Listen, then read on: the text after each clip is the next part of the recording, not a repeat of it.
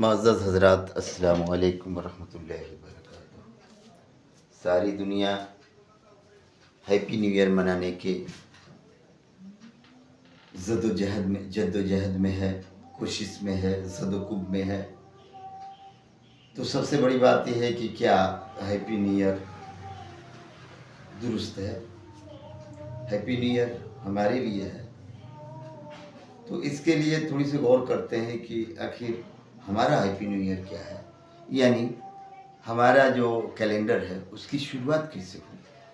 تو اس کے متعلق میں چاہوں گا کہ نئے سال کے متعلق، یعنی اردو اسلامی کیلنڈر جو نئے سال کی ہے، جو کیلنڈر ہے، وہ کب اور کیسے وجود میں آئی، تو غور کریں گے۔ اسلامی نیا سال کی شروعات جو ہے پہلی محرم الحرام سے ہوتی ہے، جو 16 جولائی 622 عیسوی سے حضرت محمد صلی اللہ علیہ وسلم کی ہجرت سے شروع ہوئی۔ یہ قمری سال ہے، اس لیے اس کی تاریخ بدلتی رہتی ہے۔ مثلا 1446 ہجری جولائی 2024 کو، 1447 ہجری کا آغاز 26 جون 2025 کو ہوا۔ حالانکہ گریگورین جو کیلنڈر ہے، اس کے کیلنڈر سے، جو انگلش کیلنڈر ہے جنوری فروری والا، اس کیلنڈر سے ہر سال 10 سے 11 دن پہلے آتی ہے، کیونکہ وہ کیلنڈر 30 اور 31 کا ہوتا ہے، لیکن اسلامک کیلنڈر 29-30 کا ہوتا ہے۔ اس حساب سے 10 سے 11 دن کا ڈیفرنٹ ہوتا ہے، انتر ہوتا ہے، فرق ہوتا ہے۔ اسلامی سال تقریباً 354.367 دن کا ہوتا ہے۔ اس میں موسم بھی بدلتا رہتا ہے، اگر کبھی کوئی مہینہ جاڑے میں پڑا تو کچھ برسوں کے بعد وہ گرمی میں بھی ہو جاتا ہے۔ اب رہ گئی بات کہ اس کی شروعات کیسے ہوئی، اس کے بارے میں غور کریں۔ تو خلیفہ دوم حضرت عمر فاروق رضی اللہ تعالیٰ عنہ کا زمانہ تھا، ان کے پاس ایک خط آیا۔ اس خط کے لکھنے والے تھے حضرت ابو موسیٰ اشعری رضی اللہ تعالیٰ عنہ۔ انہوں نے خط لکھا اور اس خط میں یہ بات لکھی کہ حضرت، ہم لوگ بہت جگہوں پہ خطوط بھیجتے ہیں اس بات کے لیے کہ کب خطوط انجام میں آیا، یا کب خط لکھا گیا، خط پہ عمل کب کرنا ہے، عمل کب کیا گیا، یا پھر اگلا خط کتنے دنوں کے بعد لکھے، یا ان کا جواب کتنے دنوں کے بعد آیا، یا اس پہ عمل پیرا کب ہوئے۔ یہ ساری باتیں ہم لوگ کو پتہ نہیں چلتا، کیونکہ خطوط پہ کوئی تاریخ نہیں دی جاتی۔ اس لیے ضرورت ہے کہ ہم لوگ تاریخ کی تجویز کر لیں، منتخب کر لیں، تو بہتر رہے گا حساب کرنے میں، بہتر رہے گا کسی چیز کو جانکاری کرنے میں کہ آخر ہم نے جو خط لکھا، یا ہم کسی کو کوئی چیز بولے تو کتنے دن ہوئے وہ بولے ہوئے، ہم نے کسی کو مراسلے کے حساب سے کچھ کہا تو کتنے دن ہوئے۔ اس بات کی جانکاری، اس بات کی علم نہیں ہو پاتا، اسی لیے اس پہ غور و خوض کرنی چاہیے، اس پہ مشورے کرنی چاہیے اور کوئی تاریخ منتخب کرنی چاہیے۔ جب یہ خط حضرت عمر فاروق رضی اللہ تعالیٰ عنہ کے پاس پہنچا تو اس خط کو پڑھے اور انہوں نے سوچا کہ یہ مشورہ واقعی قابل ماننے کے لائق ہے، قابل قبول ہے۔ تب وہ صحابہ اکرام جو اس وقت تھے، سارے صحابہ اکرام کو जमा किए।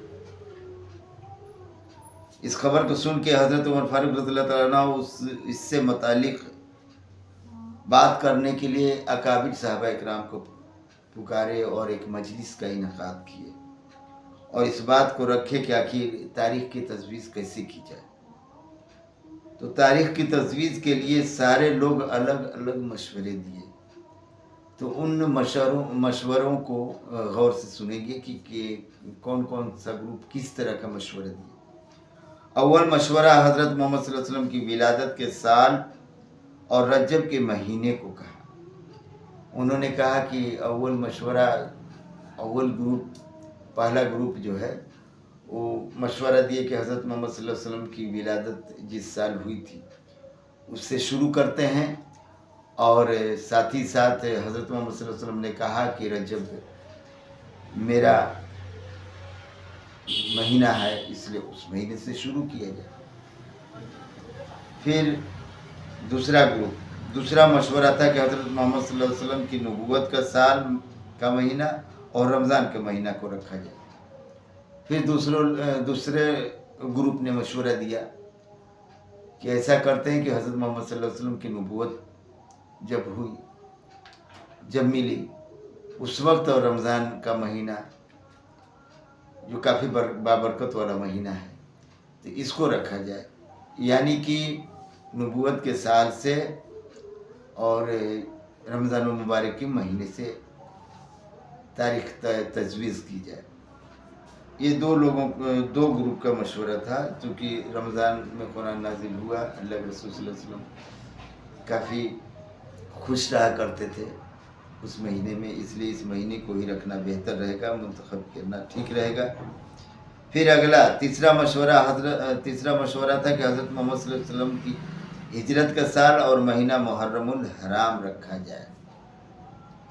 तीसरा ग्रुप ने कहा कि ऐसा करते हैं कि हिजरत का साल ठीक रहेगा, क्योंकि हक़ व बातिल के लिए अल्लाह के रसूल सल्लल्लाहु अलैहि वसल्लम इसको हक़ व बातिल की फ़र्क पैदा करने के लिए, बातिल पर काबू पाने के लिए और हक़ को आम करने के लिए मक्का छोड़ के मदीना तशरीफ़ लाए। तो इस साल को ही रखा जाए। साथ ही साथ मुहर्रमुल हराम इसको पहला महीना माना जाए, क्योंकि उससे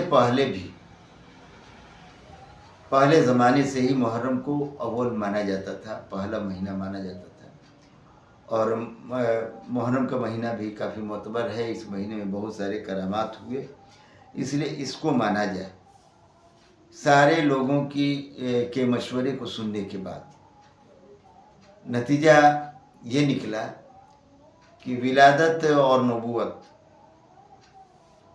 को अगर साल बनाया जाए तो ये फिक्स नहीं है, यानी कि नहीं मालूम है। उस वक्त कोई तारीख़ वगैरह नहीं चलती थी, इसलिए किसी को नहीं मालूम है और उस वक्त के रहने वाले लोग हैं भी नहीं, और हैं भी तो कैसे बताएं कि कब ये हुआ था, क्योंकि तारीख़ और दिन वगैरह नहीं था, तो कैसे बता सकते हैं। इसलिए इसको रखना थोड़ी गैर मुनासिब है। नबूवत वाले साल को भी नहीं रख सकते और साथ ही साथ विलादत वाले साल को भी नहीं रख सकते। हाँ, ये बात है कि हिजरत वाला साल सबको पता है, सारे लोग हिजरत के साल को जानते हैं, तो हिजरत का साल बेहतर रहेगा और साथ ही साथ मुहर्रम का महीना भी बेहतर रहेगा, क्योंकि मुहर्रम का महीना पहले से ही चलता आ रहा है, तो कुछ नया नहीं लगेगा।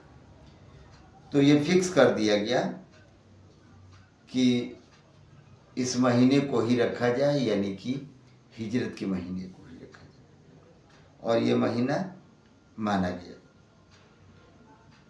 हालांकि चौथा भी मशवरा दिए थे लोग। चौथा मशवरा क्या दिए थे लोग कि हज़रत मोहम्मद सल्लल्लाहु अलैहि वसल्लम की विसाल का भी रखा जाए, लेकिन विसाल और रबीउल अव्वल को रखा जाए। तो इसको नहीं माना गया, क्योंकि विसाल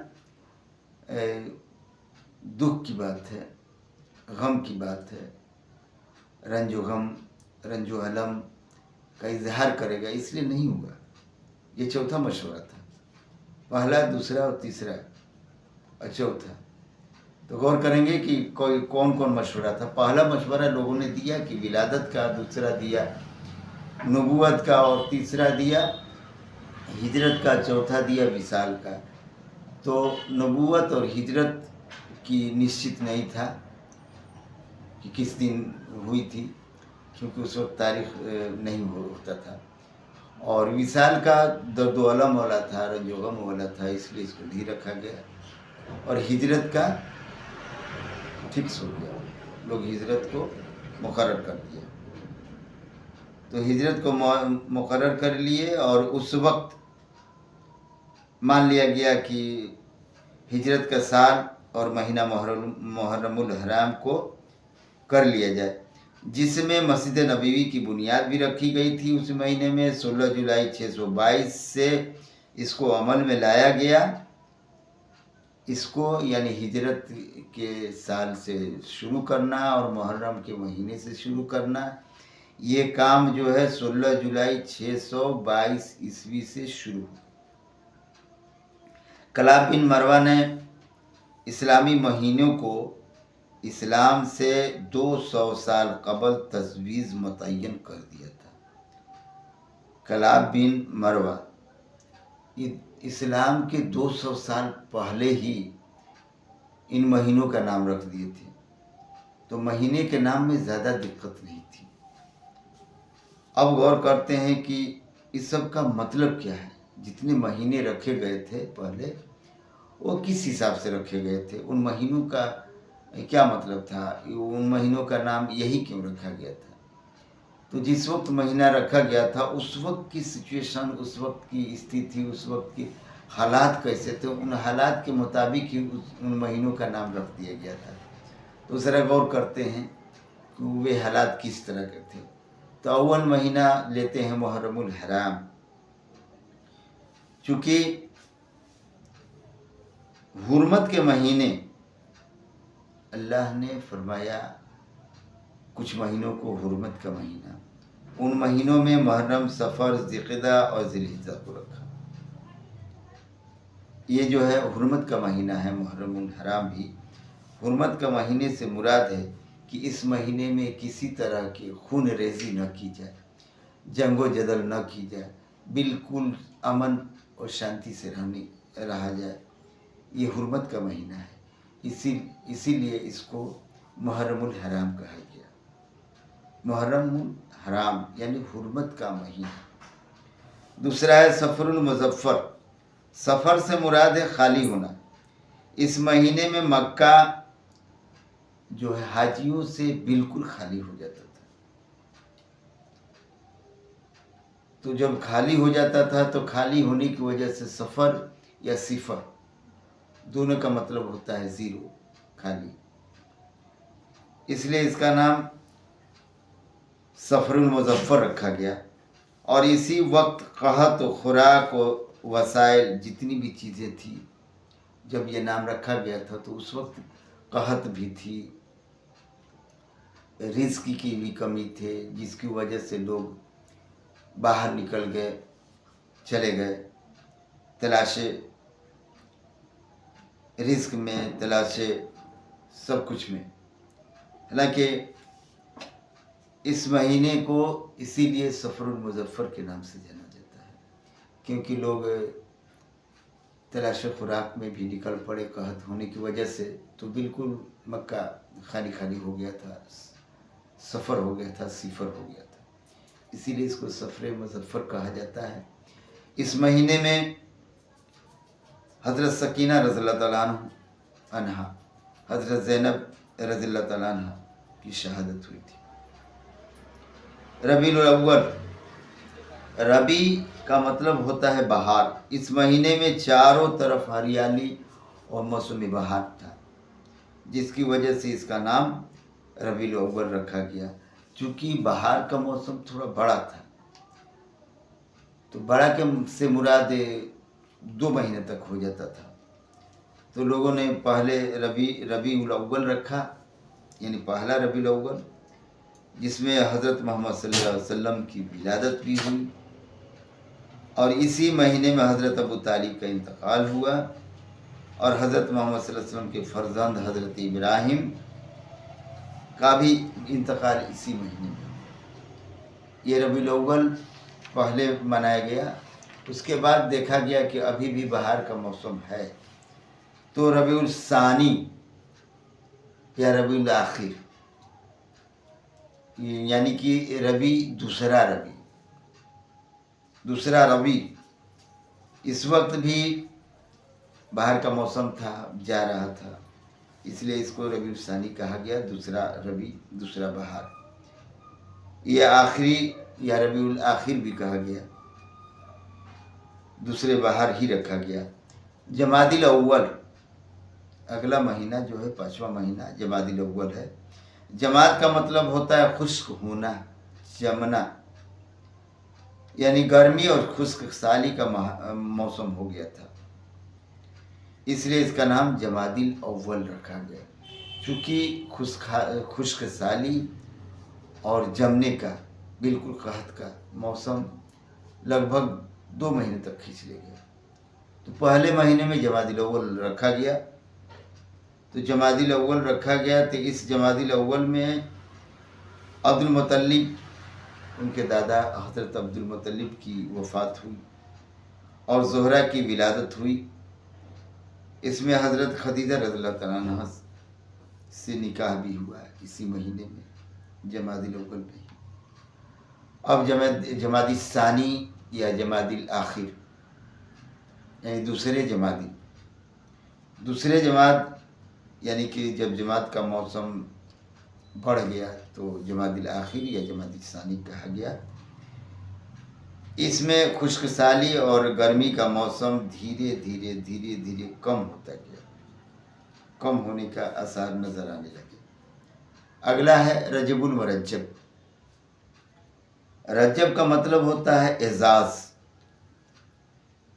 دوسرے لفظوں میں یہ کہا جائے کہ رجب جو ہے بہشت کی ایک نہر ہے، جس کا پانی جو ہے کافی سفید، کافی شیرین، کافی ٹھنڈا، جس سے قلب کو سکون حاصل ہو۔